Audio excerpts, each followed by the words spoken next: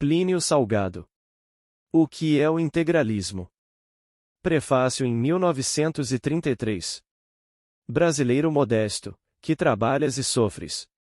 Este livro te pertence. Bem sei de tua apreensão, de tua inquietude, quando, no silêncio da noite, vendo tuas filhas e teus filhos dormirem, tremes pelo destino que os espera. Pensas, naturalmente, que a sociedade pode desabar no sorvedouro extremista, pois os tempos andam carregados de ameaças. Ó, fruto do teu trabalho como a lembrança da tua honra. De nada poderão valer a tua prole, que estimas tanto. Se a vida se torna mais difícil, pobres crianças, que será delas? Se vamos para o comunismo e a anarquia, infeliz geração terá de subme ter-se a uma ordem moral que não é a tua. Se continuamos a ser uma pátria dividida em que os grupos regionais lutam pelo poder federal, novas guerras civis chacinarão teus meninos, quando forem moços. Sei quanto te atormentas, Patrício, nas horas em que as dificuldades da tua vida te dizem que alguma coisa está errada no governo. Por isso é que te ofereço este livro, para te dizer, na intimidade de teu lar, que eu tenho abandonado muitas vezes a minha casa, para me pôr a trabalho pela tua família. Quero que leias com atenção estas páginas e venhas, em seguida, labutar neste serviço de Deus e da nação, garantias da tua dignidade e do futuro de teus filhos. Somos um povo dividido em 21 grupos de interesses, mais ainda, não somos uma nação. Levanta-te, Patrício, do Nordeste, da Amazônia, do Planalto, do Centro e do Sul, como se fosses um pedreiro, para bater comigo o malho nesta imensa construção, que é a pátria organizada. Será como se trabalhasses a erguer a casa onde deverão habitar teus filhos, porque a nação é a moradia perene da nossa raça. Terás a alegria que vibra no coração de todo integralista quando se ergue para realizar a mais gloriosa página da história brasileira. Esquece a tua província e lembra as coisas eternas que tens a defender e que são comuns a todos os brasileiros, hajam nascido onde quer que seja.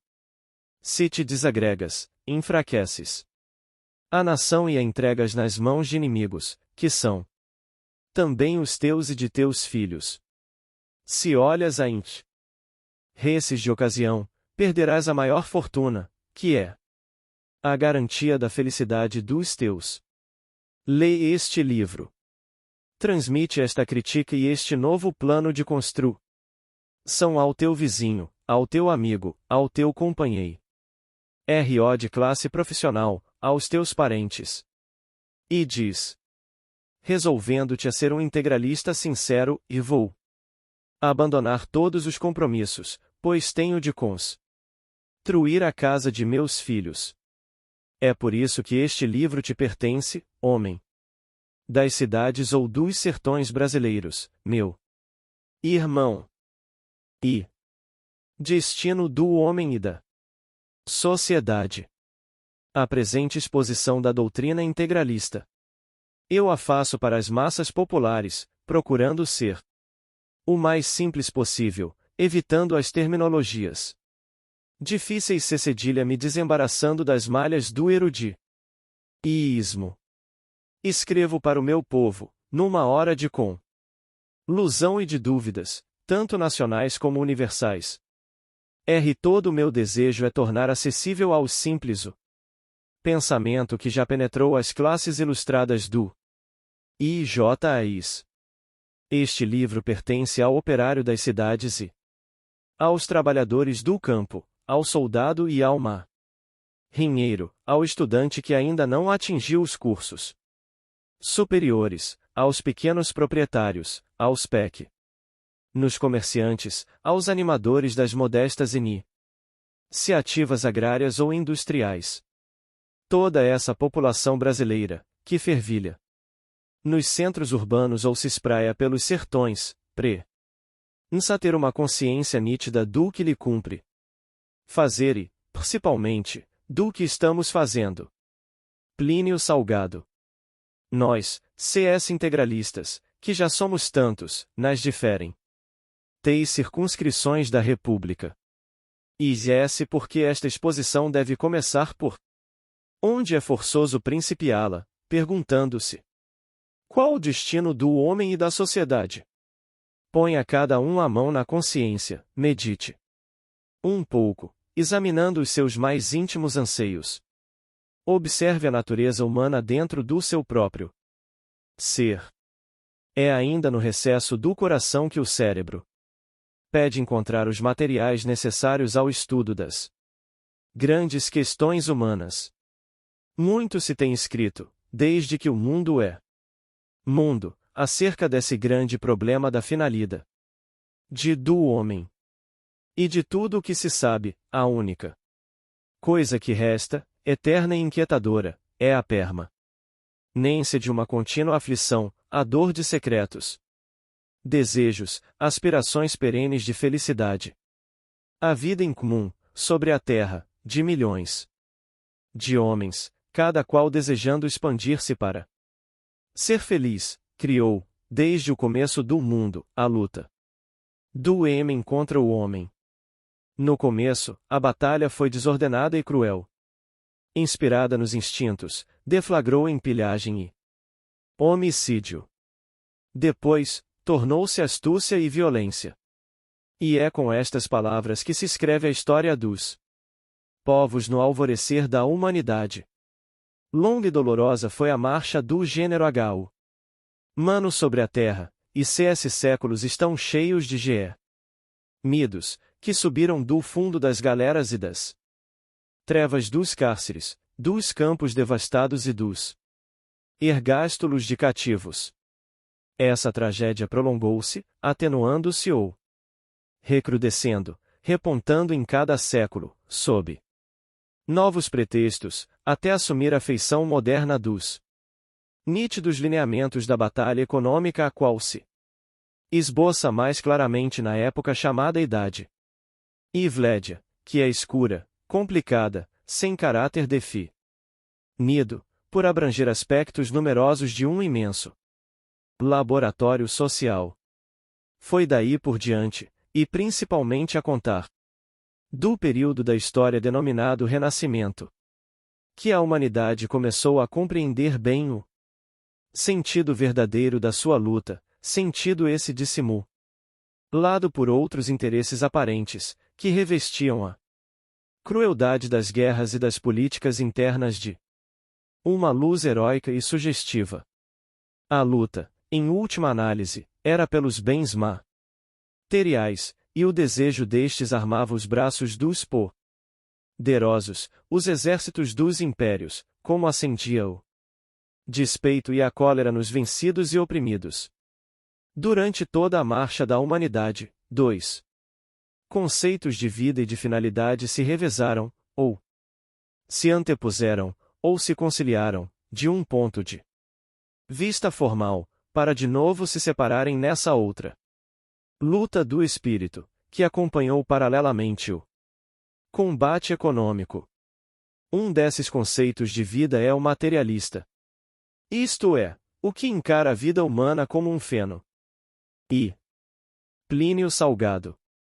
Meno que começa e termina sobre a terra. Para os que adotam esse conceito, não existe Deus, não. Existe a alma, e, como consequência natural, tudo o que se relaciona com essas duas ideias puramente espirituais, como sejam, e a dignidade do ser humano, que se torna insubsistente por falta de base, a concepção moral, que se torna inexplicável e perfeitamente inútil, a ideia da pátria, que não passa. Então, de simples convencionalismo, a ideia estética, isto é, da beleza, que, sendo uma disciplina dos sentidos, segundo aspirações transcendentais. Perde os seus pontos de referência, o amor da família e o do próximo, que já não se explicam uma vez que se tem de adotar um critério de felicidade pessoal, egoística, sem incômodos nem compromissos. E, finalmente, o sentimento de disciplina consciente, que será substituído pela disciplina mantida pela violência dos mais felizes nos golpes aventurosos. O outro conceito é o espiritualista, isto é, o que considera a vida humana como um fenômeno transitório, condicionando uma aspiração eterna superior. Para os que adotam esse conceito, existe Deus, existe a alma, e, como consequência natural, tudo o que se relaciona com essas duas ideias. O ser humano tem a sua dignidade, porque se torna superior às contingências materiais, ultrapassando os limites da luta biológica e a esta impondo um ritmo próprio. A concepção moral torna-se um imperativo perfeitamente definido e compreensível. A pátria deixa de ser uma convenção, para ser uma realidade moral, ligada à realidade da família e à tradição do povo. A estética, isto é, a ideia da beleza, torna-se precisa, jamais descambando para as aberrações, que traduzem quase sempre confusão dos instintos, ou perversões sexuais ou da sensibilidade. O amor da família e do próximo determina a abnegação e o sacrifício, glorificando o homem pela libertação do egoísmo, e finalmente a disciplina terá uma origem interior, criando a harmonia dos movimentos sociais, como finalidade suprema. Esses dois conceitos lutaram sempre um contra o outro, em todos os tempos. Quando tem predominado o conceito materialista, o padrão das civilizações assenta sobre os valores materiais, isto é, são mais estimados, mais considerados e respeitados, e os poderosos, os ricos, os audazes e astutos, enfim os que melhor atingiram as situações mais agradáveis e fortes, ao passo que se relegam para um plano inferior às expressões intelectuais e morais, nada valendo o pobre, o trabalhador honesto, porém não vitorioso, o artista, o criador de expressões espirituais. Tudo, para as civilizações materialistas, são o êxito e a fortuna, porque a vida se cinge ao máximo do conforto e do prazer. Ao contrário, nas civilizações inspiradas pelas superiores finalidades do homem, os mais admira Plínio Salgado. Dos e respeitados são os que trazem para a sociedade o máximo de contribuição moral ou intelectual. Sob o signo espiritualista, a luta se atenua, porque entram na sua composição fatores modificativos, como sejam a bondade, a solidariedade humana, o anseio de aperfeiçoamento moral, o predomínio do senso estético e religioso, os sentimentos de pátria, de família, de renúncia, de pequenos sacrifícios glorificadores. Quando predomina o materialismo, também predomina o orgulho, a vaidade, a rebeldia, a discórdia, a indisciplina, razão pela qual as civilizações desabam, as pátrias sucumbem, a sociedade apodre. Se é na confusão desmoralizadora dos costumes, e a vida se torna insuportável para os que não estão no poder, acastelados no governo ou na riqueza. Quando o homem perde o senso da obediência ao eterno, ao imutável, ao princípio e fim de todas as coisas, ele se torna um ser miserável, sem capacidade para respeitar coisa alguma, a não ser o seu próprio orgulho ridículo, a sua vaidade fútil e os impulsos de seus instintos dissociativos. Se vencedor, o homem materialista esmaga cruelmente o seu semelhante, afronta-o com a sua espetacular Opulência, oprime os trabalhadores e os intelectuais. Cego e surdo aos clamores da massa que geme a seus pés. Se, ao contrário, ele não venceu, torna-se um revoltado, um sistemático destruidor de todos os valores, assumindo atitudes de ceticismo e ironia. Com que mascara a sua fraqueza, a sua incapacidade para agir. E ambos, vencido e vencedor, SCBU. Signo materialista, são elementos venenosos, que corroem mortiferamente as coletividades e as nações, as quais se putrefazem no abandono de si próprias. Uma nação que se deixou dominar pelo materialismo deixa de ser uma nação, para se tomar um aglomerado de vaidosos, de incapazes de disciplina, de individualistas ridículos, de egoístas ferozes, de céticos amarelos, de usurários sem coração, de funcionários sem pudor, de negociantes sem escrúpulos, de soldados sem hierarquia, de pensadores desordenados, de escritores vendidos cu despeita, de mães e esposas animalizadas no luxo e na ostentação, de doutores incultos e oportunistas, de charlatães a se acotovelarem CCM fumaças de talentos, e, finalmente, de uma massa trabalhadora oprimida, angustiada, mas sem consciência de sua dignidade moral, oscilando aos ventos da demagogia soprados por todos os revoltados e vencidos. Esse espetáculo de nações agitadas e corroídas de ódios foi o panorama que nos apresentou todo o século XIX, o qual revelou o verdadeiro sentido da luta sobre a terra.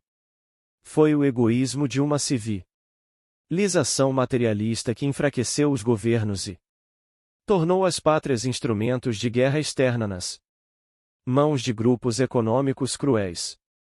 Foi o individualismo orgulhoso que uniu, de um lado, os capitalistas do mundo, numa obra internacional de degradação humana e de opressão das massas, e de outro lado, essas massas educadas, pelo próprio capitalismo, na incredulidade, de sorte a transformá-las em maquinismo de produção.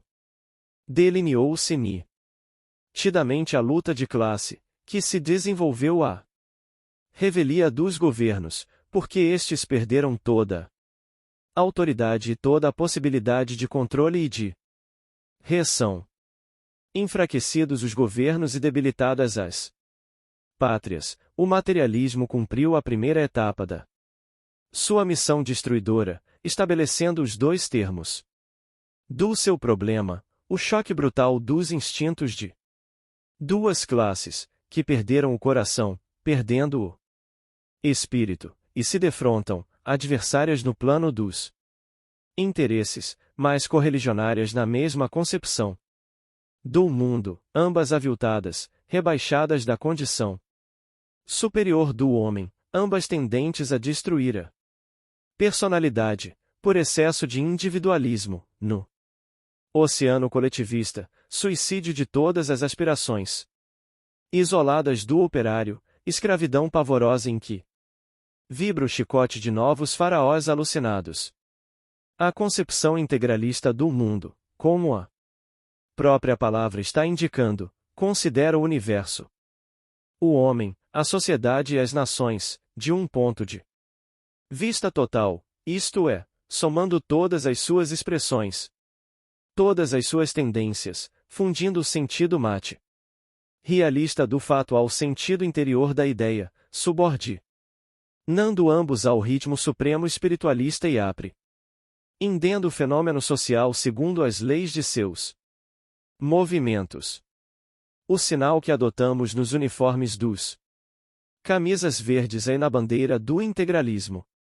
Item, sigma, indica em matemática o símbolo do cálculo integral.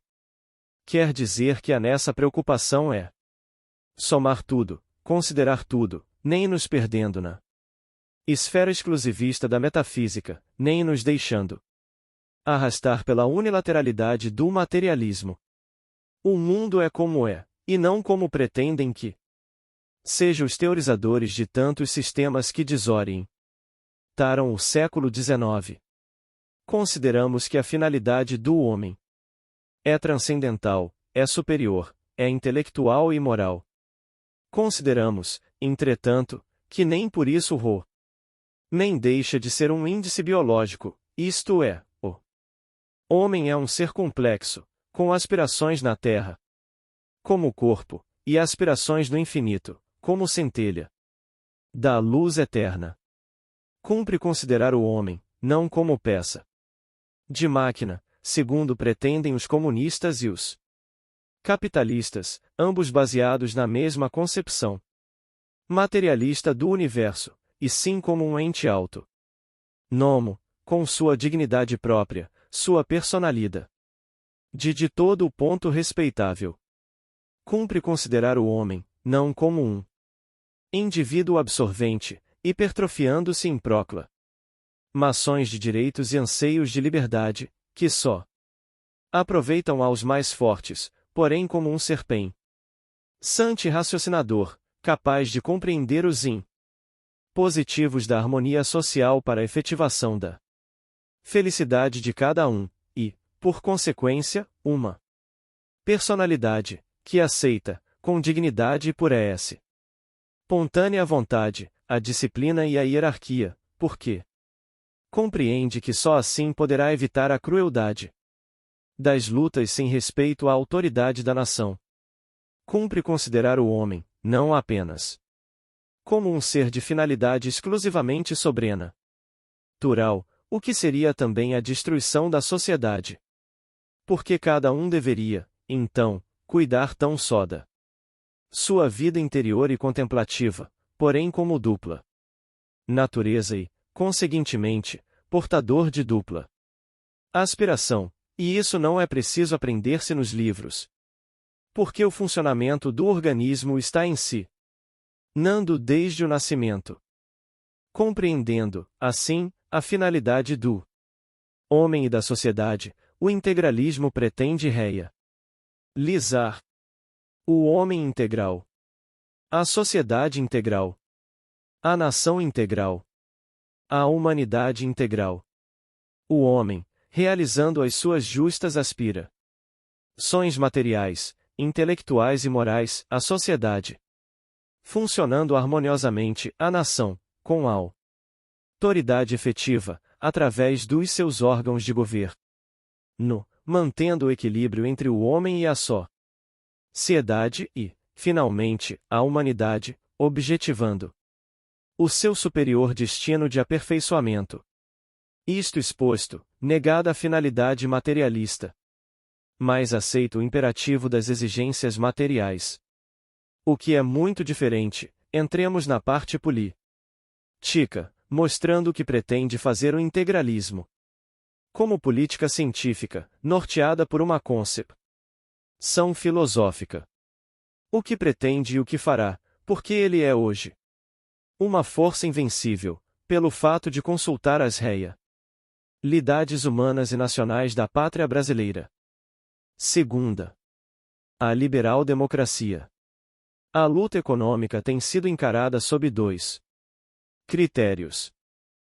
9. O critério individualista, isto é, o liberal democrático, baseado nos princípios da Revolução Francesa. 2. 9. O critério coletivista, isto é, o socialista, baseado no marxismo.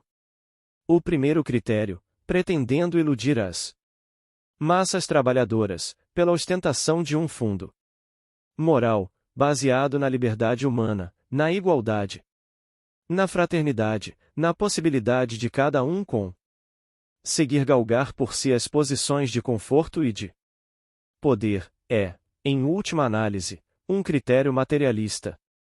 Porque permite que se processe a evolução das forças materiais da sociedade sem nenhuma orientação retiva do Estado, tornando este um mero mantenedor da ordem pública. O segundo critério, procurando mostrar às massas trabalhadoras que tudo se baseia no minismo materialista e que o mundo deve ser encarado segundo o ritmo das forças materiais, em Plínio Salgado. Última análise, um critério idealista, que pretende, segundo o fanatismo de uma ideia, contrariar a natureza humana, matando no homem tendências que lhe são próprias, atrofiando-lhe a personalidade, negando-lhe qualquer valor como interferente na marcha social. O primeiro critério, o da liberal democracia, está falido completamente, porque sob a sua exclusiva responsabilidade é que os povos viveram e as nações se governaram no século passado, e os resultados colhidos foram a Grande Guerra, que sacrificou milhões de vidas, a tragédia russa, as revoluções sul-americanas, a mazorca chinesa, o banditismo no território norte-americano, as perturbações sociais em todo o planeta, a chamada superprodução de mercado, as legiões de desempregados, que sobem hoje há muitas dezenas de milhões, o pânico do capital e o desespero do trabalho, enfim, a angústia universal. A liberal democracia, proclamando a liberdade humana de um modo quase absoluto, criou um Estado fora e acima das lutas de indivíduos e grupos de indivíduos, um Estado meramente espectador da batalha econômica. Esse Estado se tornou cada vez mais fraco, sendo, dia a dia, corroído pelas forças em conflito, de modo que não pôde influir no sentido de efetivar a justiça social e o equilíbrio da produção e do consumo. Dois conceitos foram consagrados pela democracia liberal. 9. O conceito do homem cívico. 2. 9. O conceito da soberania nacional, como a expressão da soma das vontades dos homens cívicos. O primeiro é o absurdo biológico e o segundo, o absurdo sociológico. A relação entre esses dois conceitos denominou-se o avoto. Foi o terceiro absurdo oriundo dos dois primeiros. Estudemos a liberal democracia, antes de entrar na análise da doutrina socialista.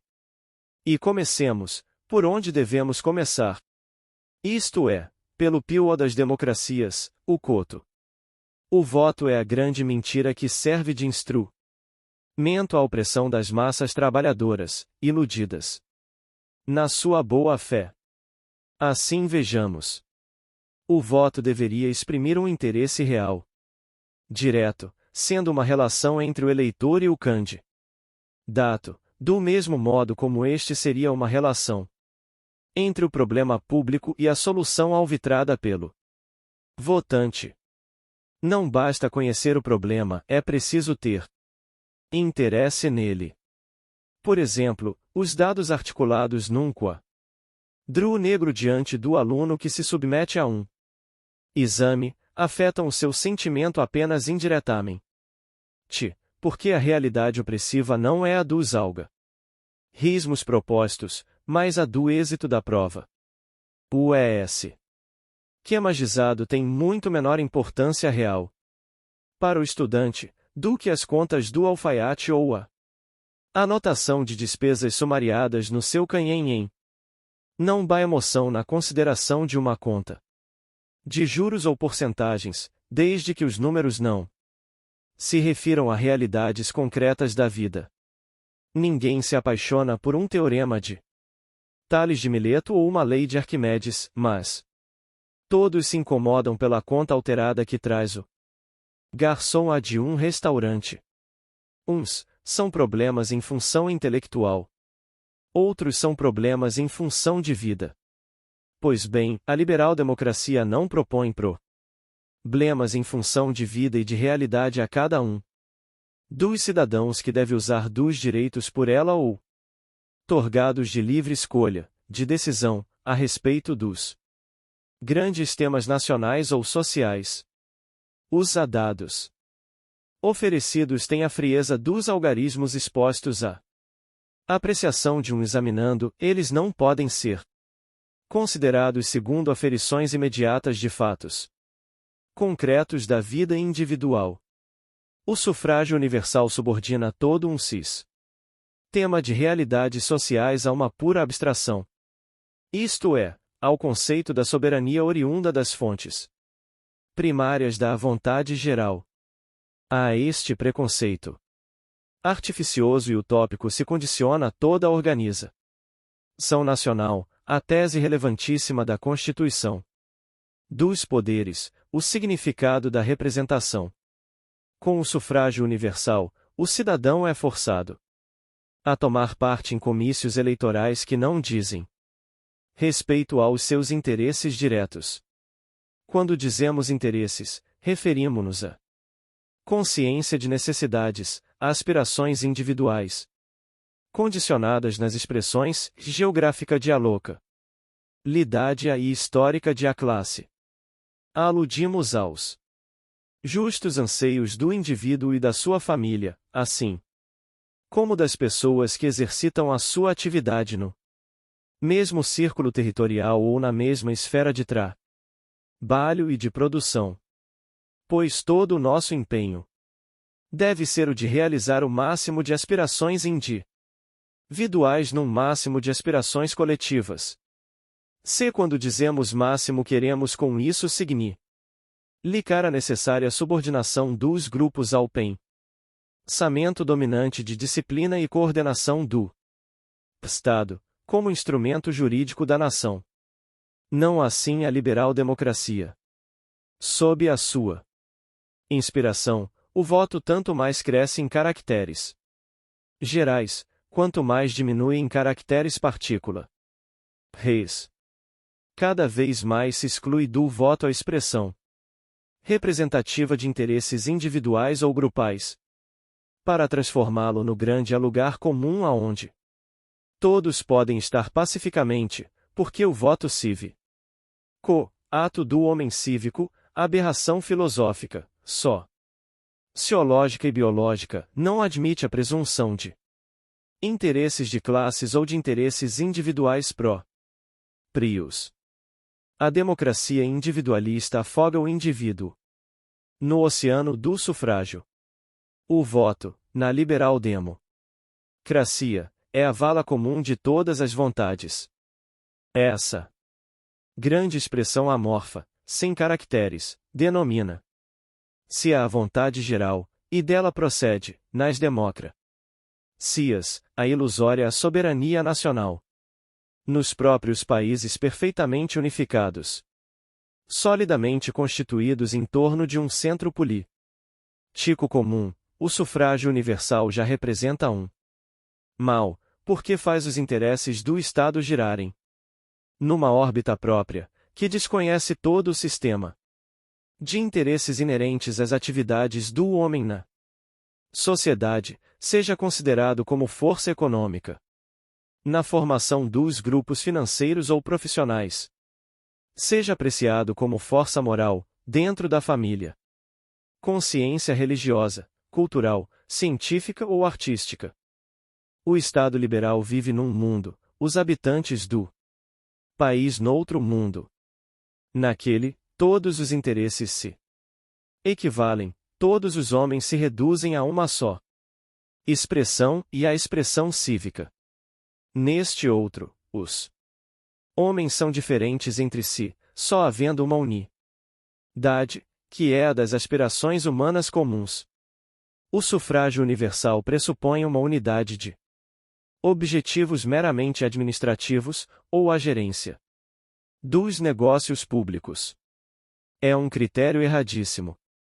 Porque a gerência perfeita pode realizar-se segundo aspirações, doutrinas, pensamentos políticos os mais variados. Falam os liberais democratas, frequentemente, em a moral administrativa. Mas, que significa a moral? Essa palavra dentro do liberalismo não passa de palavra, porque a moral também varia a sua significação e os seus intuitos, segundo o conceito de que proceda e às finalidades objetivadas. Não há moral sem conceito filosófico da vida. Na administração pública não podemos compreender moralidade sem definição de conceito de Estado. Sede objetivos nacionais claramente prefixados. Onde o voto não traz um princípio de moralidade, porque está descaracterizado pela amplitude do seu conceito, também não pode haver moral pública. Tudo é mentira. Plínio Salgado. Dissemos no capítulo anterior que o mundo é o que é, e não o que sonham os teusadores. Nós, integralistas, pretendemos restabelecer o critério das realidades humanas. Assim, repito, em relação ao homem, que ele deve ser tomado na verdade mais profunda da sua essência. E não foi por outra coisa que traçamos antes de tudo, o quadro das finalidades humanas, antes de entrar no estudo político. A liberal-democracia concebeu-o a homem cívico, a grande mentira biológica, o marxismo materialista concebeu-o a homem econômico, mentira tanto filosófica como científica.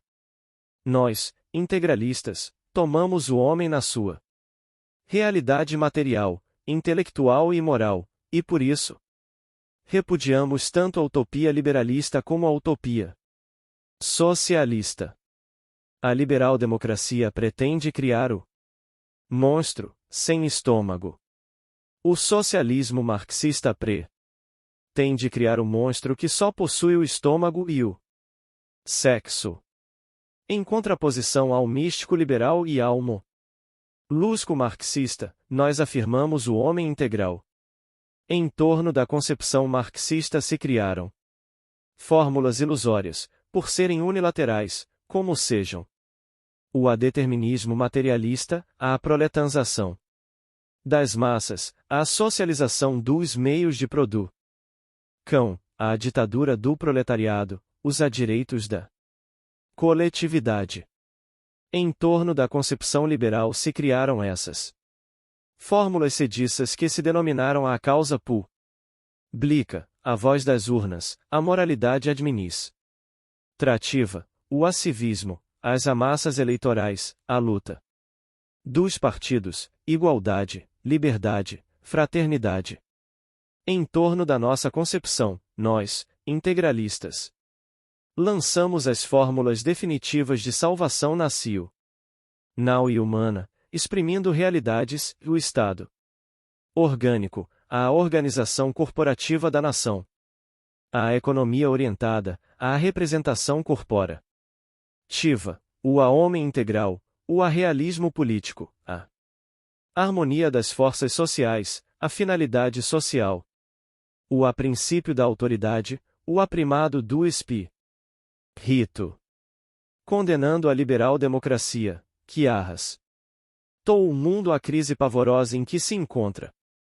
Queremos feri-la no seu próprio coração, que é o Instituto do Sufrágio.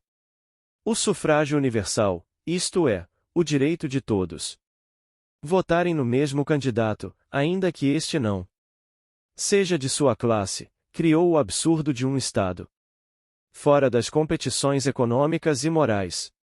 Esse Estado é fraco. Esse Estado está agonizando na Europa e na América. Ele não pôde pôr ordem no interior, nem pôde realizar nada de prático na vida internacional, para resolver, em conjunto com outros Estados, as questões mais simples, como as do desarmamento, das de guerra, ou do equilíbrio da produção e do consumo. O Estado liberal, baseado no voto dos cidadãos, desconheceu a organização dos grupos financeiros e dos sindicatos de trabalhadores. Perdeu o controle da nação. Tornou-se uma superestrutura. Para usarmos a terminologia marxista, um luxo da civilização burguesa e capitalista, uma superfluidade estranha aos imperativos orgânicos dos povos.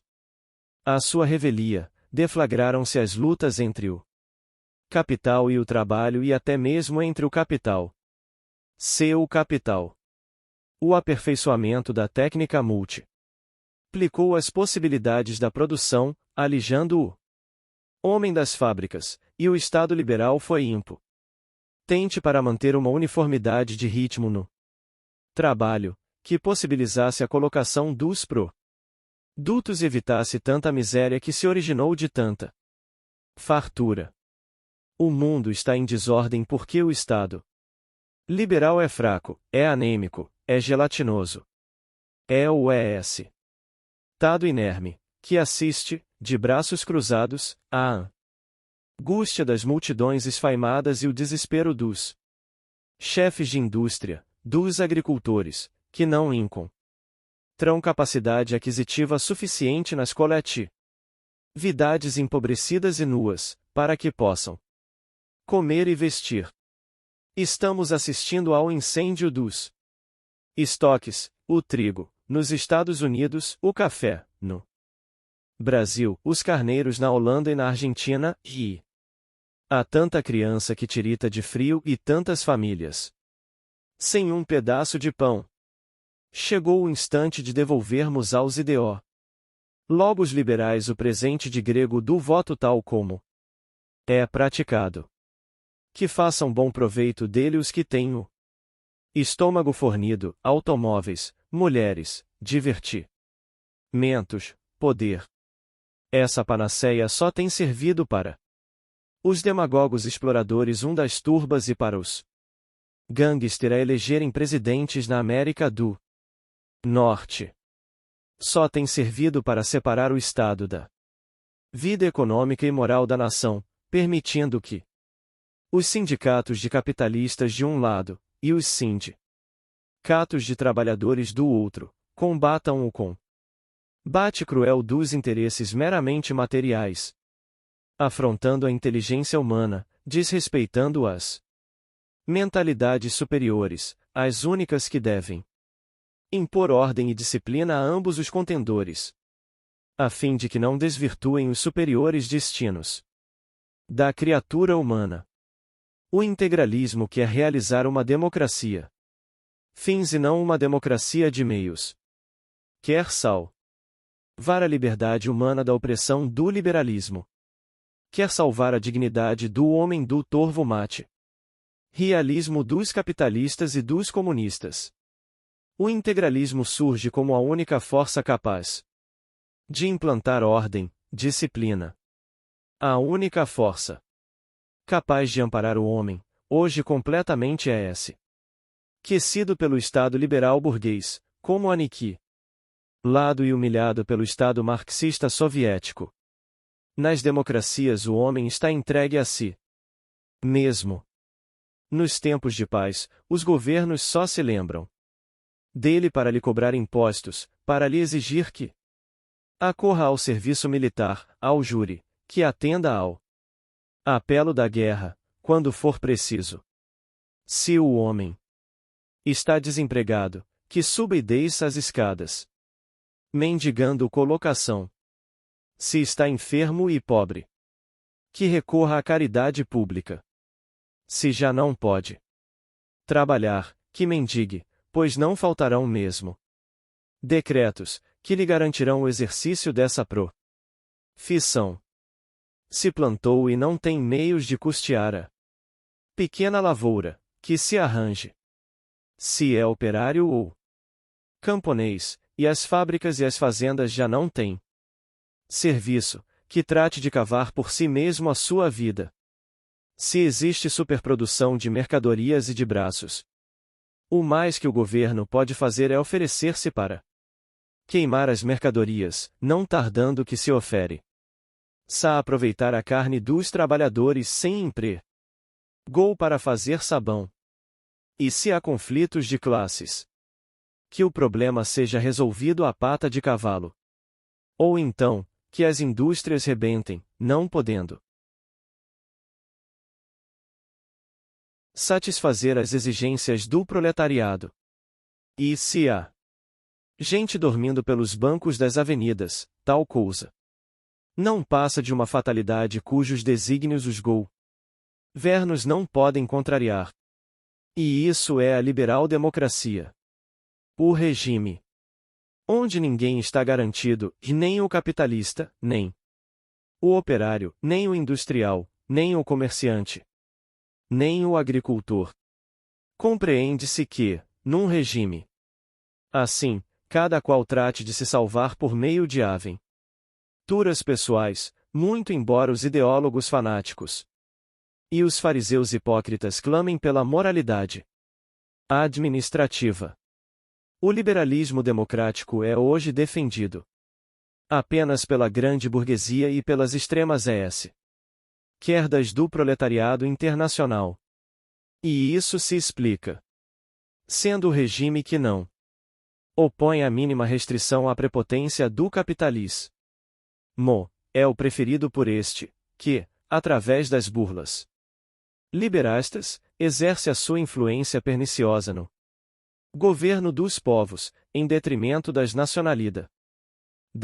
Tão certo é que o capitalismo não tem pátria. Por outro lado, evitando a interferência do Estado na vida econômica das nações, e oferecendo ampla liberdade à luta de classes, facilita o desenvolvimento marxista do fenômeno econômico e social. Plínio Salgado. Preparando as etapas preliminares da ditadura comunista, 1.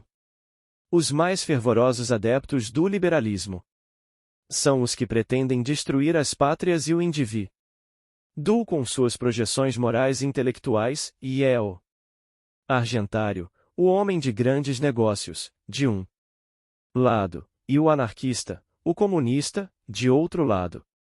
O ódio de uns e de outros, contra as mentalidades cultas e contra o espírito elevado e nobre da classe média, não tem limites. Já um socialista espanhol exclamou no auge da cólera: e a pátria do capitalista é onde estão seus negócios, a pátria do proletário é onde está seu pão, e só a classe média tem pátria. Estava este livro em provas, quando o jornal burguês O Estado de São Paulo a confessou e em artigo de crítica a um livro de Vitor Viana, as intenções do liberalismo democrático. Isto é, a marcha para o comunismo, dizendo, não há dúvida alguma de que a evolução da humanidade para a esquerda é um fato indiscutível. As tendências profundas dos homens são para a emancipação de todos os indivíduos e de todas as classes, para a extinção de todos os privilégios e regalias de castas e nascimentos. A verdadeira política será aquela que coordene e não a que embarace a evolução natural dos homens. Ora, essa política só pode ser a realizada em regime democrático. Diante dessa confissão, não me cumpre mais, como o paulista consciente brasileiro, do que chamar a atenção dos meus coestaduanos que ainda amam a família, a pátria e Deus, para o erro dos que ainda não vieram cerrar fileiras no integralismo, última expressão do espírito bandeirante. Não se trata, porém, de classe média, e sim da inteligência e da cultura, da moralidade e do espírito que criam a dignidade humana, determina do que esta paire acima das lutas mesquinhas. Consciente dos superiores destinos da criatura humana. A liberal democracia, realmente, só aproveita aos poderosos, que exploram os pobres e os fracos. E aos demagogos marxistas, que exploram a ignorância das massas trabalhadoras e a inexperiência dos estudantes bisonhos, mantendo-os no obscurantismo, a fim de que só aprendam a filosofia realista, que os tornará mais rapidamente escravos. Explica-se o motivo por que os grandes banqueiros, as grandes empresas jornalísticas a soldo de sindicatos financeiros ou industriais, os políticos a serviço de trustes e monopólios, os agiotas de todo jaez e os negocistas de todos os quilates vivem a proclamar as excelências da liberal democracia e investem contra o integralismo com todas as suas armas, é que o dinheiro não tem pátria e o seu portador não tem coração, o menor pânico num país determina a fuga do ouro para outro país, e a menor notícia de disciplina governamental em relação à vida econômica alarma os arraiais da usura eriçando o pelo das hienas de garras aduncas. Evidencia-se também a razão por que os marxistas toleram perfeitamente as democracias liberais. Plínio Salgado. Não foi por outro motivo que os bolchevistas apoiaram Kerensky, na ocasião em que este se achava sob a ameaça de Kornilov. Representava Kerensky a revolução burguesa, que precede a revolução proletária. E Lenin sabia perfeitamente que sem o livre desenvolvimento econômico, sob a égide da democracia, não lhe seria possível o golpe de outubro. A democracia liberal significa o país desorganizado e o governo inexpressivo das forças econômicas da nação. Vivendo na torre de marfim das fórmulas constitucionais delimitadoras do poder do Estado, o liberalismo é a indiferença diante do duelo de morte de duas classes. É a impotência governamental. É a fórmula inútil que serve apenas às divulgações e controvérsias de juristas empedernidos.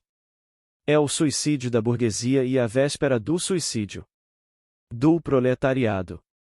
Nós, integralistas, que pretendemos realizar a verdadeira democracia, que não é a liberal, mas a orgânica, em consonância com o ritmo dos movimentos nacionais, condenamos todas as formas de liberalismo, porque atentam contra a dignidade humana e conduzem as massas para a degradação, como conduzem o homem à animalização completa.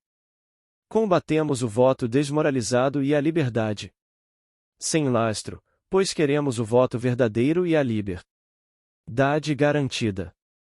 Combatemos as hediondas quadrilhas das oligarquias a serviço dos poderosos. E, pelo mesmo motivo, combatemos a utopia socialista. Terceira. Alerta contra o socialismo. Já viu o povo brasileiro que nada mais tem a esperar da liberal democracia, que está desmoralizada em todos os países do mundo e muito mais aqui. Como provaremos no capítulo seguinte. Vejamos se deve contar com o socialismo para a cura dos seus males. Insistamos em repetir a pergunta do primeiro capítulo: qual o destino do homem e da sociedade?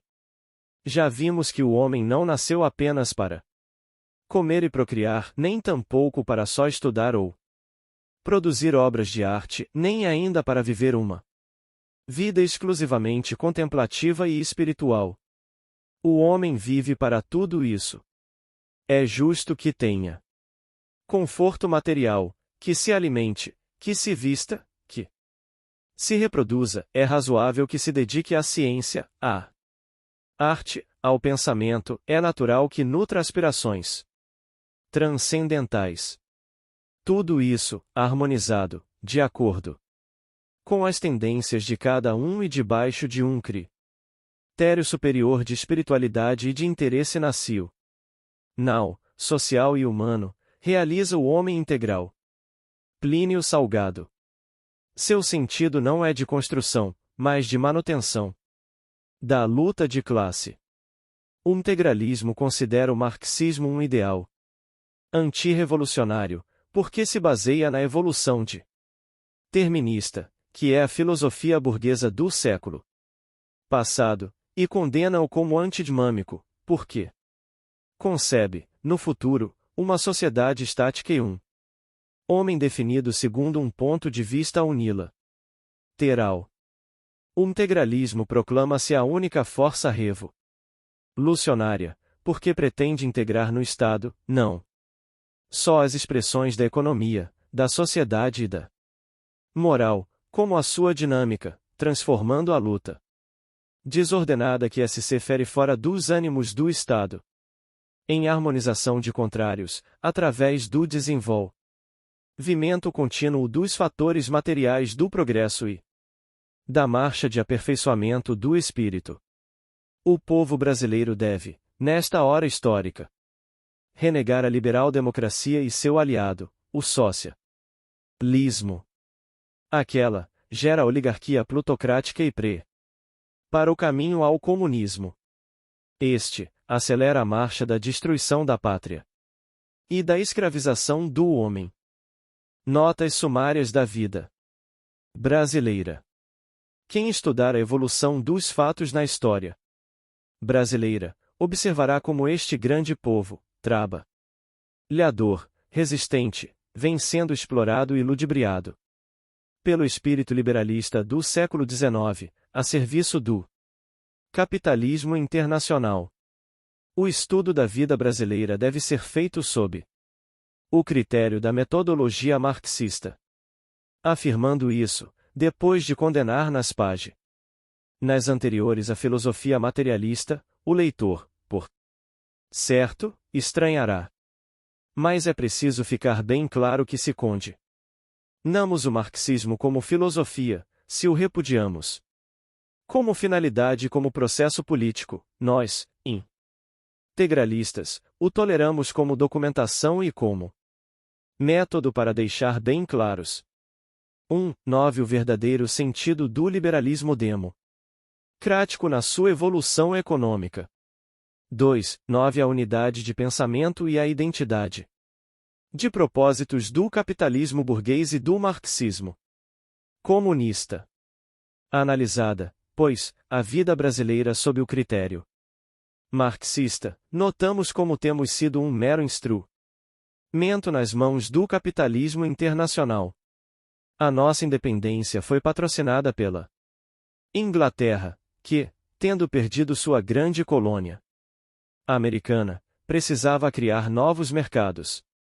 Esse episódio, que nos parece tão belo, e que gravamos no quadro sugestivo do Grito do Ipiranga, foi arquitetado no gabinete de Canning, primeiro-ministro inglês. Debalde Metternich e a Santa Aliança, contrariando o sentido do século, tentaram manter-nos agrilhoados a Portugal. Interesses econômicos da produção pesavam mais fortemente em nossos destinos. Recebendo nós a independência, ela não nos era dada gratuitamente, e começávamos a vida dos empréstimos e entrávamos em nossa maioridade política já grilhetados pelos agiotas. Mas a liberal Inglaterra queria civilizar-nos, fazendo-nos participar das delícias do progresso, e assim, grandiosa e magnânima, impunha-nos, a nós, bárbaros, a abolição do tráfico de negros e a extinção gradual da escravidão. Era uma atitude belíssima, essa, da Grã-Bretanha, como sempre pioneira da liberdade, mas os teares da Inglaterra precisavam que consumíssemos os seus tecidos, e, os seus milionários, que lhes tomássemos dinheiro a juros. Nem era possível que continuássemos a manter tão barata a mão de obra, quando as indústrias europeias se antolhavam os lineamentos de um futuro em que o operariado, organizando-se, valorizaria a mercadoria a trabalho. Surgimos, assim, fazendo dívidas e desorganizando a nossa incipiente produção. Tudo isso nada seria, se a marcha universal não nos conduzisse para uma situação de pobreza e insolvabilidade. É que terminara, desde o alvorecer do século XIX, o ciclo econômico do ouro, tornado agora mero padrão financeiro. A riqueza, devendo ser definida como acervo de bens em relação máxima com o sentido de uma civilização, passava a ser constituída pela rulha e o ferro. Nós surgimos, em nossa independência, paupérrimos. Tínhamos de importar a rulha e, por isso mesmo, não podíamos explorar nossas jazidas de ferro, entretanto todo o país estava por desbravar e a agricultura exigia transportes. Metemos, assim, ombros ao trabalho da construção econômica do país, porém dependendo em tudo do estrangeiro, desde a importação do maquinismo agrário e do material de transporte, até a importação dos próprios capitais que encontravam horizontes promissores na terra brasileira. Os capitais estrangeiros, emigrando para o Brasil, vinham em busca de taxas de juros, de lucros compensadores, que não encontravam na euro. Tivemos, desse modo, em todo o período da Plínio Salgado. Nossa história de vida independente, a mercadoria. Dinheiro por um preço elevado. A escassez de capitais e a necessidade do progresso material conjugaram-se de tal forma que tivemos de adotar uma política extremamente liberalista, a fim de facilitar o emprego do dinheiro estrangeiro em iniciativas no país. O liberalismo, que era a palavra de ordem do século, tornava-se a voz de comando dos reis de capitais, no sentido da escravização econômica dos povos jovens do planeta e, principalmente, daqueles que, não possuindo rulha e ferro, se viam, como nós, nas mais duras contingências.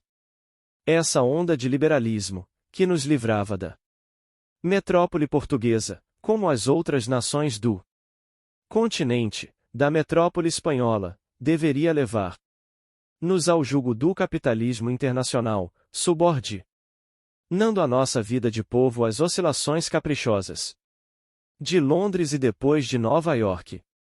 Fomos liberais em excesso, multiplicando-se os manifestos e discursos no sentido de novas conquistas de liberdade. Para mais nos parecermos fiéis ao liberalismo inglês, adotamos o regime parlamentar, embora não possuíssemos, na realidade, partidos propriamente ditos para o jogo do sistema. Valeu-se o regime do artifício do poder moderador, o qual se tornou o árbitro das quedas ou ascensões dos partidos, uma vez que a índole do povo não tolerava senão um só partido, o governamental. A simples dissolução do parlamento, as massas eleitorais compreendiam que o partido no poder já não contava com a confiança do imperador, e as urnas. Logo depois, referendavam a sentença do trono, sagrando o partido contrário. O fato é que o liberalismo democrático repugnava a índole do povo brasileiro, o qual vinha da colônia com o velho espírito de caudilismo local e o alto sentido da autoridade suprema da nação. Enquanto, na esfera política, verificava-se a má adaptabilidade do povo brasileiro à democracia liberal, verificava-se no terreno econômico a escravização lenta e firme do país ao dinheiro estrangeiro. É preciso não encarar, no Brasil, a fase constitucional como uma fase liberal. Para a elite dirigente, formada na filosofia naturalista do século, a Constituição significava limitação do poder, conseguintemente uma conquista de liberdade popular.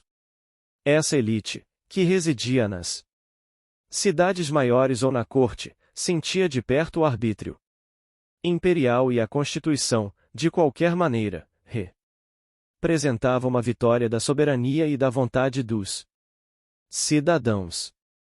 Mas, para as populações disseminadas pelo interior brasileiro, onde a vida de aventura, a tradição dos abusos e dos excessos de toda a ordem, exigia um freio ao individualismo bandoleiro ou mesmo patriarcal, a Constituição significava a ordem e a disciplina restauradas.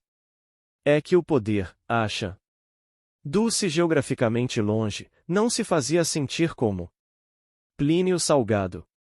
Fora mister, para regular as relações dos indivíduos. ou dos grupos feudais. Assim, os que apelam para a índole liberal do povo brasileiro demonstram não conhecer as nossas realidades, pois o nosso povo é sedento de ordem e disciplina, subordinando-se espontaneamente à auto-ridade. O grande rumo liberalista da política brasileira obedeceu sempre ao interesse dos capitais estrangeiros e de grupos incipientes da burguesia capitalista nacional. A advocacia administrativa, os interesses de empresas comerciais, tudo isso influía na direção liberal da política brasileira, sem a menor interferência consciente das massas. Cumpre acrescentar que a democracia liberal encontrava os seus prosélitos mais fervorosos e intelectuais, de formação cultural europeia, encharcados de filosofia materialista ou de literatura romântica, em juristas sem consciência das realidades nacionais e sem capacidade de criação original. Os partidos e a imprensa fizeram o jogo do capitalismo, conquanto pareça que faziam a defesa da liberdade e do direito. A marcha liberalista levou-nos à hipertrofia dos grupos econômicos regionais, o que seria fatal onde o individualismo econômico não se subordinava a nenhuma diretriz superior de supremos interesses da nação. Essa hipertrofia degenerou em natural sentimento de região e o grito das províncias em prol do federalismo obedecia à fatalidade da própria marcha liberal, que era uma marcha desagregadora. O anseio pela autonomia administrativa, anseio até certo ponto justo, dada a imensidade do nosso território, ia se traduzindo, entretanto, na voz dos partidos, em aspiração da autonomia política, de todo o ponto perniciosa à autoridade do poder central. Era a cristalização de grupos econômicos, era a reação da economia contra o espírito nacional, era a superposição dos fatores materiais sobre os fatores morais. O liberalismo impunha, contra o espírito profundo da unidade nacional, o seu sentido de desagregação e de ruína através da ação contínua da advocacia administrativa, a suprema interessada em manter os grupos estaduais e os cambalachos de bastidores. Chegado ao período agudo em que o federalismo já traduzia a aspiração nítida da independência política regional, os inimigos inconscientes da pátria, unidos aos conscientes, precipitaram a última etapa da fase monárquica, realizando a República e a Constituição de 24 de fevereiro de 1891, que consagrou o princípio segundo o qual o Brasil estava condenado à morte. Realmente, fazendo desaparecer os partidos, embora inconsistentes, mais expressivos, pelo menos em tese, da opinião geral do país, a Constituição de Plínio Salgado 1891 lançou as bases das oligarquias estaduais e preparou as futuras guerras fratricidas. A República determinou o aparecimento de um partido em cada estado, esses partidos, de progra, mas meramente nominais e sem orientação doutrinária, tornaram-se máquinas eleitorais, destinadas a manter as aristocracias e plutocracias de cada província, que não tiveram mais o controle incômodo da autoridade suprema da nação. O desenvolvimento econômico de cada estado foi determinando a formação de uma casta dominadora, que sufocava com as suas forças públicas, polícias estaduais, as massas trabalhadoras. Os municípios perderam gradativamente a sua autonomia e a província absorveu, em seu benefício, e contra a nação, todos os localismos expressivos dos patriarcados brasileiros. Quando as três maiores forças, Minas, São Paulo e Rio Grande, se julgaram suficientemente fortes, tendo aniquilado os municípios e escravizado as classes proletárias, tendo banido toda a preocupação moral e todo o conceito de finalidade, tendo reduzido as aspirações a simples progressos materiais. Cada qual das três oligarquias pretendeu impor a sua hegemonia à nação. Essa hegemonia tinha por fim exclusivo a facilidade de negócios, a proteção de empresas comerciais e industriais, a colocação de políticos em altos cargos, e nunca os interesses superiores da pátria, pois esta constituía sempre uma figura de retórica na boca dos parlamentares e dos jornalistas mercenários, quase sempre trancados nas gavetas de capitalistas. A soldo dessa oligarquia organizou-se uma imprensa corrosiva e sórdida, com o fim exclusivo de desorientar as populações das grandes cidades, conduzindo-se dessa forma a opinião pública, pelo sentimentalismo doentio ou a maledicência, ao sabor dos plutocraías, de uma burguesia materialista e nefasta. Essas burguesias dos grandes estados, com ares de magnatas aristocráticos, mandaram e realizaram negociatas, por fim, acabaram odiando-se e arrastando na sua onda de ódios mesquinhos, sob a sugestão de palavras mirabolantes, a mocidade da pátria. Eram as lutas hegemônicas, instauradas com a política dos governadores, desde Campos Sales. Em 40 anos de República Federativa Liberal-Democrática, nós assistimos no Brasil, sob os aspectos do pragmatismo americano e sob o signo positivista de a ordem e progresso, ao desencadear da luta econômica, que se exprimiu, na esfera administrativa, através de favores públicos a empresas particulares, de protecionismos escandalosos e de isenções imorais, e na esfera da política, pela manutenção do obscurantismo das massas eleitoras, seu agrilhoamento aos governos dos estados, sua ração pela palavra dos demagogos da praça pública. Plínio Salgado. No plano moral, verificou-se, dia a dia, a lição de todos os escrúpulos, a sustentação do ideal humano baseado no êxito, o esquecimento das tradições da pátria brasileira, a repulsa dos princípios eternos da religião do povo, a gradual extinção do sentimento da família e dos deveres para com ela. Tudo isso era a marcha do liberalismo, que contrariava a índole da raça, mas mantinha na submissão aos poderosos as multidões eleitorais. O individualismo sem peias transformou a luta política em luta pelos interesses pessoais ou de grupos de apaniguados, surgindo essa política nefasta e vil tante dos chefetes e caudilhos de todo o jaez. Na capital da República, principalmente, não se praticou mais a luta eleitoral no alto sentido das ideias, e sim da aventura pessoal de cabos a drados com núcleos de votantes. O famigerado Conselho Municipal do Distrito Federal exprimiu, pela sua indisciplina, pela sua demagogia barata, pela sua inconsciência, o índice da vontade eleitoral de uma população que o materialismo tornou oportunista.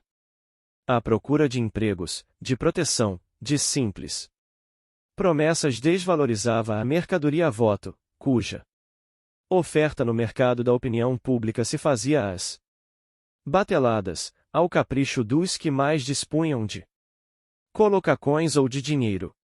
O regime liberal-democrático não era mais que uma terrível máquina usada pelos partidos de argentários, todos sem programas ideológicos, para triturar as massas trabalhadoras e ferir a unidade da pátria. Realmente, o sufrágio universal não passava de um engodo das turbas, facilitando a formação de sindicatos políticos, a explorarem com o ouro internacional a matéria-prima do voto.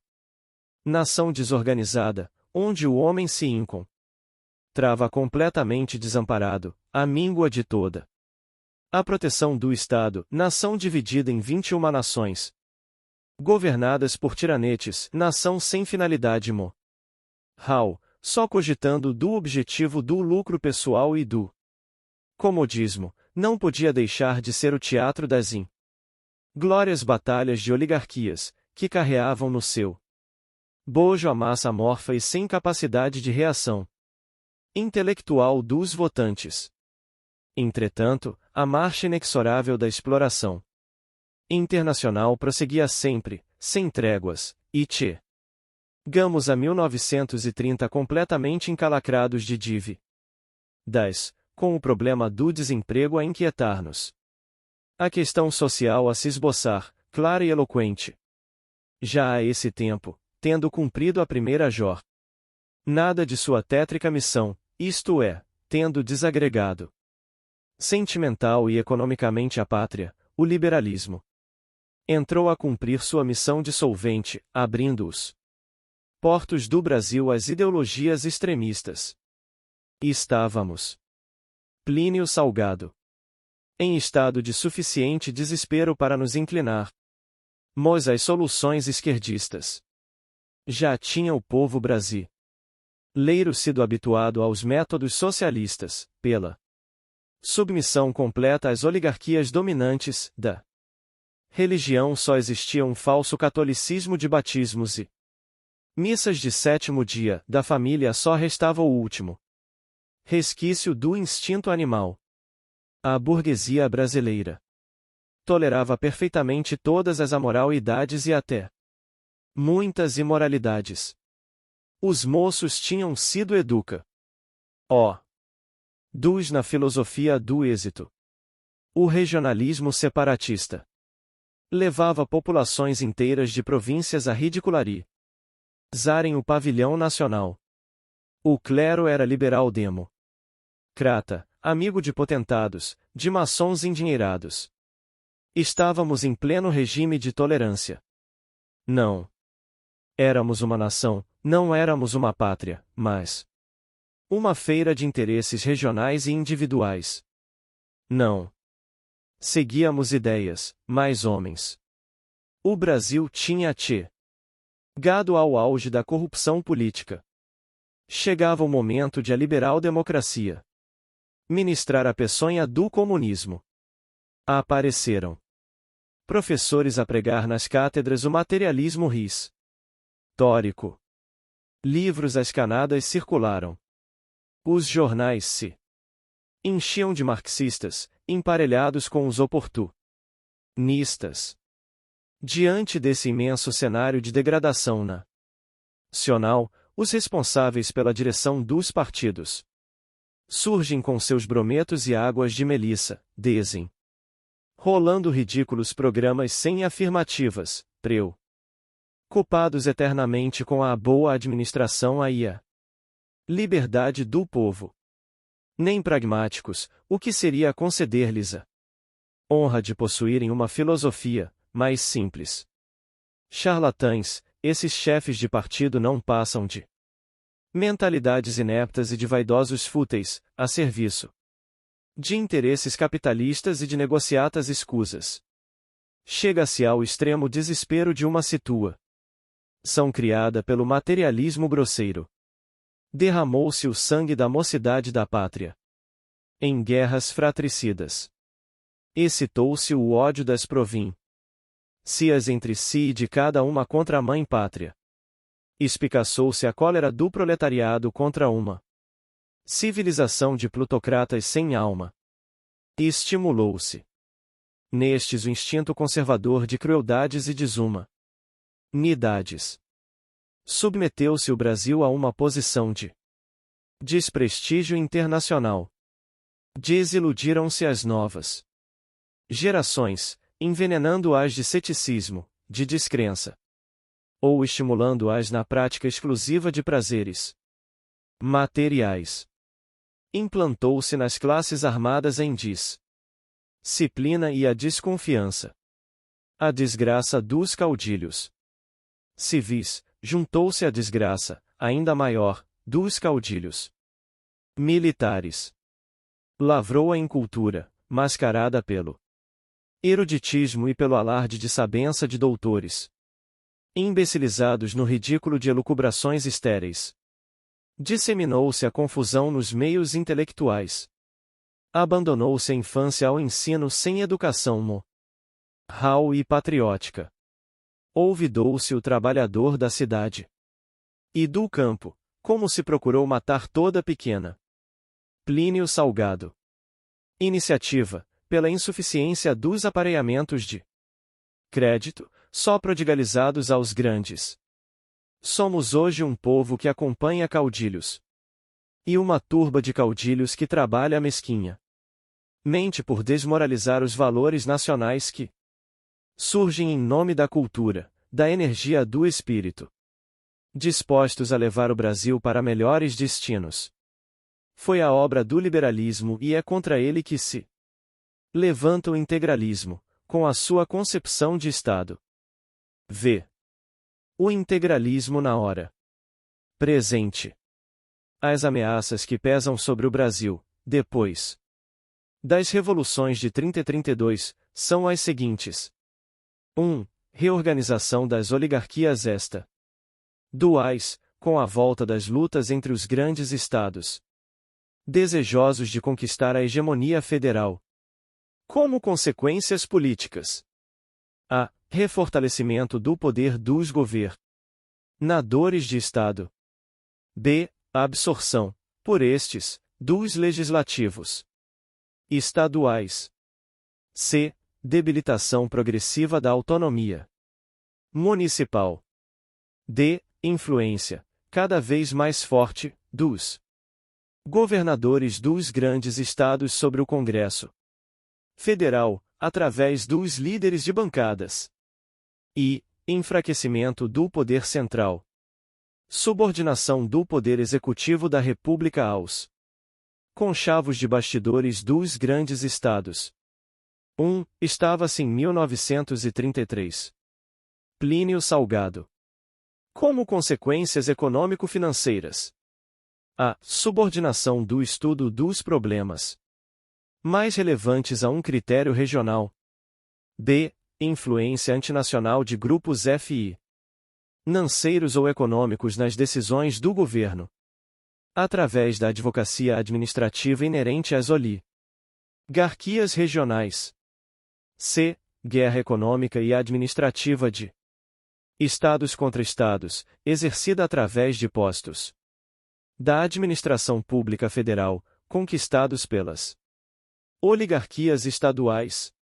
Como consequências sociais. A. Escravização crescente das classes trabalhadoras provinciais, a uma minoria detentora do poder regional e cada vez mais identificada aos interesses dos patrões.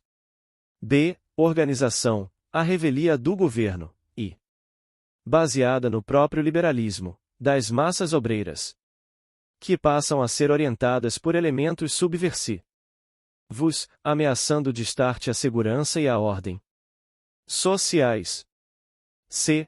Predominância cada vez maior dos grupos financeiros nas administrações estaduais e da República, governando, efetivamente, pela mão dos políticos. Como consequências morais. A. Acentuação progressiva do sentimento regionalista nas classes burguesas opressoras das multidões de trabalhadores.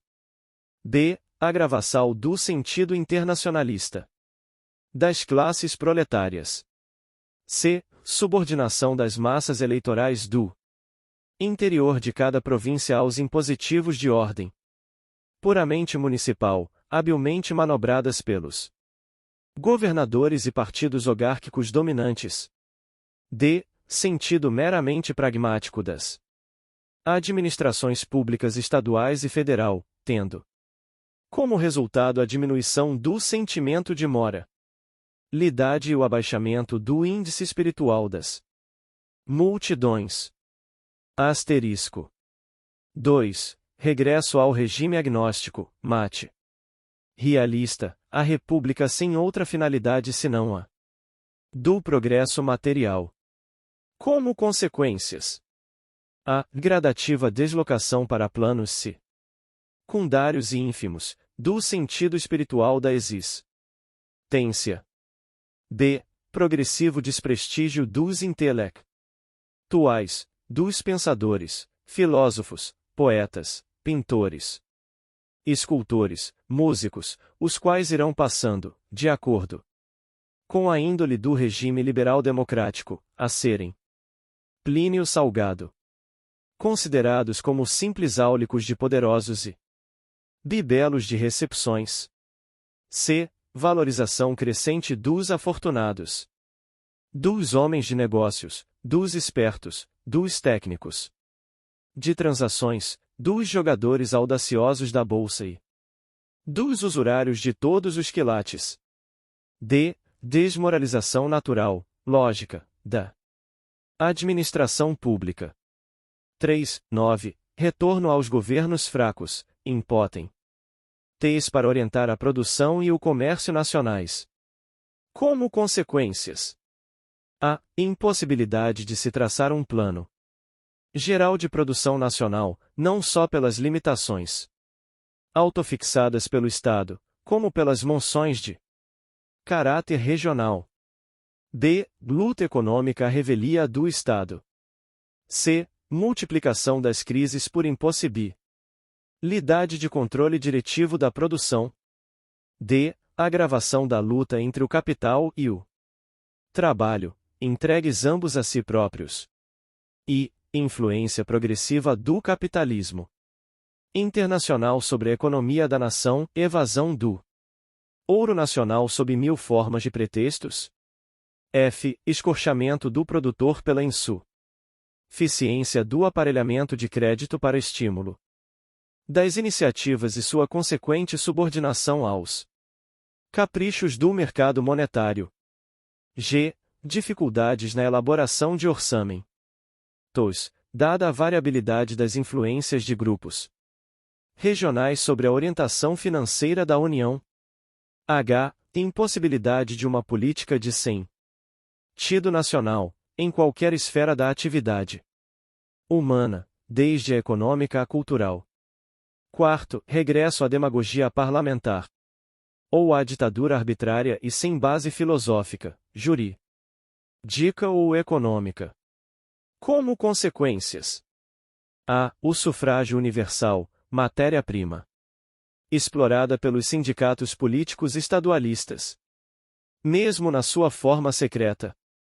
B. Desamparo dos eleitores, transformados em simples valores cívicos, sem expressão humana, por conseguinte sujeitos a interesses particulares prementes. C. Exploração das massas urbanas pelos demagogos de praça pública e pelos jornalistas mercenários. D. Guerras civis pela conquista de hegemônia política. Plínio Salgado. I. Elevação das mediocridades e o afastamento dos valores culturais da vida pública. F. Deflagração das massas no sentido extremista. De tudo isso está ameaçado o Brasil e, principalmente, ameaçado de duas desgraças. 1. O separatismo. 2. O comunismo. É para salvar o povo brasileiro desses dois males que surgiu o movimento integralista. Caminhar para o separatismo é marchar para a falência de uma geração, para a vergonha de uma pátria. Seguir para o comunismo é abdicar de toda dignidade humana. O integralismo pretende, antes de tudo, libertar o Brasil de fórmulas teóricas vazias de sentido prático, segundo as quais se tem submetido a nossa vida nacional a um critério de abstração, que não encontra o menor fundamento na realidade. O integralismo quer realizar a verdadeira democracia, que é a democracia de fins, e não a de meios. O integralismo, aceitando a permanência do Fenômeno revolucionário na história, como expressão das tendências modificadoras e renovadoras do espírito humano, deseja transportar esse fenômeno para o âmbito do Estado, de sorte a evitar que se formem e se organizem duas forças antagônicas, a do Estado e a da sociedade. O integralismo objetiva, em contraste com a liberal-democracia. 2. Identificar o Estado como instrumento da nação. 2. Subordinar a junta de classe, operários e patrões, ao supremo critério da pátria. 3. Submeter a produção aos interesses nacionais. 4. Impor às províncias um ritmo uniforme de política nacionalista, visando a unidade da pátria. 5. 9. Traçar nítidos limites à autonomia política das unidades federais e aos municípios componentes das províncias brasileiras. 6. Reformar de alto a baixo o ensino, criando a universidade, segundo um conceito filosófico e político baseado no espiritualismo, moralizando os cursos de humanidades e imprimindo o caráter de extrema brasilidade à escola primária. 7. Disseminar o crédito, dar eficiência prática ao aparelhamento bancário. Plínio Salgado. 8. Dar maior amplitude à ação educativa nacional, armando o ministério respectivo da capacidade de ação necessária. 9. Reprimir o comunismo, não pelos métodos de violências da polícia liberal democrática, que hipocritamente massacra os pobres proletários, enquanto protege os comunistas de colarinho, mas pela ação enérgica contra os responsáveis intelectuais na propaganda desnacionalizadora do bolchevismo, inimigos da pátria, os quais, como tal, devem ser considerados. 10. Reprimir os abusos do capitalismo, sua ingerência nos negócios do Estado, sua crueldade para com as massas proletárias, sua ganância, sua avareza, a opressão que exerce contra os produtores. 11. Sufocar o cosmopolitismo, o esnobismo, as imitações dos costumes estrangeiros, o sibantismo materialista das classes burguesas, em si, nando-as a amar o Brasil, a cultuar a pátria. 12. Fundar toda a moral brasileira nos sentimentos religiosos, base da honestidade e da disciplina social. Para isso, o integralismo substituirá a representação partidária pela verdadeira representação, que é a representação corporativa. É sobre a base corporativa que o integralismo constituirá a pátria brasileira. Só a corporação exprime os legítimos interesses da nacionalidade, não só porque constitui uma expressão econômica, mas principalmente porque representa uma expressão ética. A pátria brasileira é a síntese do Estado e da nação. O integralismo não pretende erigir o Estado em fetiche, como o socialismo, nem tampouco reduzi-lo a um fantoche, como o liberalismo, ao contrário de um e de outro, quer o Estado vivo, identificado com os interesses da nação que ele representa. O integralismo não admite que nenhuma província se superponha à nação ou pretenda dominar politicamente as outras. Não admite que o regionalismo exagerado e dissociativo se desenvolva em qualquer ponto do território da pátria. O integralismo não consente que as províncias escravizem os municípios, que os patrões escravizem os operários, que o capital estrangeiro escravize o nosso povo, que os agentes comunistas pretendam escravizar-nos a Moscou. O integralismo, pela constante ação doutrinária e apostolar, não permite que os demagogos incultos ou de má fé explorem a ingenuidade das turbas. Muito menos que a imprensa subordine a sua diretriz a interesses de argentários ou poderosos em detrimento Mento da nação. O integralismo não concede o direito de se nominarem a revolucionários àqueles que revelarem. Plínio Salgado. Incultura e simples temperamento de aventureiros ou de insubordinados. O integralismo exige que a mocidade não se entregue aos prazeres materiais, mas dignifique a sua pátria no trabalho, no estudo, no aperfeiçoamento moral, intelectual e físico. O integralismo dará um altíssimo relevo aos pensadores, filósofos, cientistas, artistas, técnicos, proclamando os supremos guias da nação. O integralismo declara verdadeiros heróis da pátria, os chefes de família zelosos e honestos, os mestres, os humildes de todos os labores, das fábricas e dos campos, que realizam pelo espírito, pelo cérebro, pelo coração e pelos braços a prosperidade e grandeza do Brasil. O integralismo considera inimigos da pátria todos os que amarem mais os sofismas, as sutilezas filosóficas e jurídicas do que o Brasil, ao ponto de sobrepô-los aos interesses nacionais, os que forem comodistas, preguiçosos mentais, vaidosos, alardeado, reis de luxo e de opulência, opressores de humildes, indiferentes para com os cidadãos de valor moral ou mental, os que não amarem as suas famílias, os que pregarem doutrinas enfraquecedoras da vitalidade nacional, os ablasés, os céticos, os irônicos, míseros, palhaços desfibrados. O integralismo quer a nação unida, forte, próspera, feliz, exprimindo-se no lineamento do Estado, com superior finalidade humana.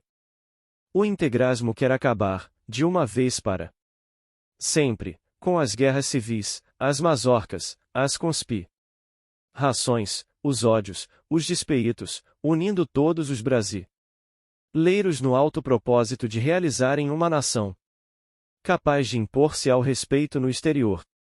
O integralismo proclama que não há direito algum que se sobreponha aos direitos da nação, limitados estes pelos princípios do direito natural baseados em Deus, pois assim esta garantirá eficientemente os direitos dos indivíduos, dos grupos de indivíduos, dos municípios, das províncias, dirimindo contendas, harmonizando interesses.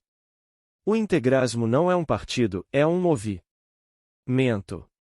É uma atitude nacional. É um despertar de consciências.